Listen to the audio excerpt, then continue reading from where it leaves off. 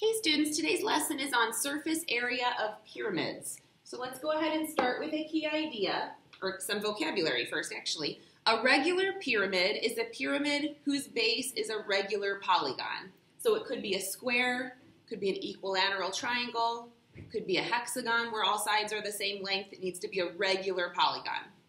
And then the slant height is the height of each triangle. So you can see it drawn in here. It's at a slant, which is why it's called the slant height, and it helps us find the area of the lateral face. It's not the height of the pyramid. We don't need that when we're doing surface area. We'll need it for volume, but not for surface area. So slant height is at a slant. It's the height of each of those triangular lateral faces. So, key idea, the surface area, or S, of a pyramid is the sum of the area of the base, not bases, because a pyramid only has one base, and the lateral faces, which in the case of a pyramid, all of those lateral faces will be triangles. And when we're doing a regular pyramid, they will all be congruent. So, let's go ahead and look at an example. We're going to find the surface area of this regular pyramid that has a square base. This time when we draw the net, it always makes sense to put the base first. So we'll go ahead and draw a base, and we see it's labeled 5. We know that it's a regular pyramid, which means it's 5 by 5. It's a square. And then coming out from the base, we have several triangles, 4 triangles, one from each side of the square.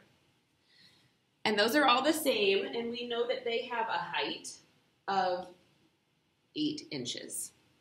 So to find the surface area,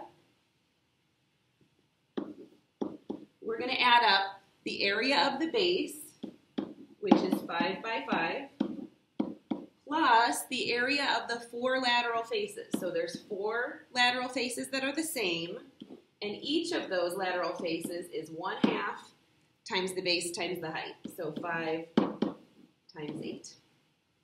Okay, now we just need to add those up. So the surface area is 25 plus, let's see, 5 times 8 is 40, times 1/2 is 20, and then times 4. So in total, those 4 lateral faces have an area of 80 square inches, and then we'll add those up, and we get 105 square inches. All right, let's try a triangular pyramid. This time, when we put the base down, we have an equilateral triangle. And it looks like each side of that triangle is 10 meters. But then we also need the height of the triangle so that we can find the area, and it's 8.7. All right, now we're going to draw in the lateral faces. This time there's only 3. They're going to look the same size. And each of those lateral faces has a height of 14 meters. So let's go ahead and find our surface area, which is a sum of the area of the base, which is 1/2 times 10 times 8.7, plus the area of the 3 lateral faces. So there's 3 of them, and they're each 1/2 times 10 times 14. Okay, so 10 times 8.7 is 87, but you only want half of that. So that's 43.5 square meters for the base. Plus, let's see, 10 times 14 is 140. Times 1/2 is 70, times 3 is 210. So in total, our surface area is 253.5 square meters. All right, that's it. Oh wait, one more, sorry, one more. We have this real life example here with a roof. So it says the roof is shaped like a square pyramid. 1 bundle of shingles covers 25 square feet. How many bundles should we buy to cover the roof? So first we need to find the surface area of the roof. This time we don't care about the base of this square pyramid, we only care about the lateral faces because that's what makes up the roof.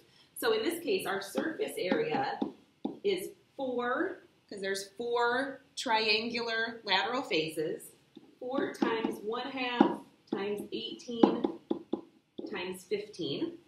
And we'll simplify that to be 540 square feet. So that's how much the surface area of the roof is. And then we know that each bundle of shingles covers 25 square feet. So now we just need to divide by 25. So I have 540 divided by 25, and that's 21.6. So as we think about how many bundles we should buy, we need to round up to 22. So 22 bundles. All right, now that's it. Go ahead and try a few on your own. I'll see you soon.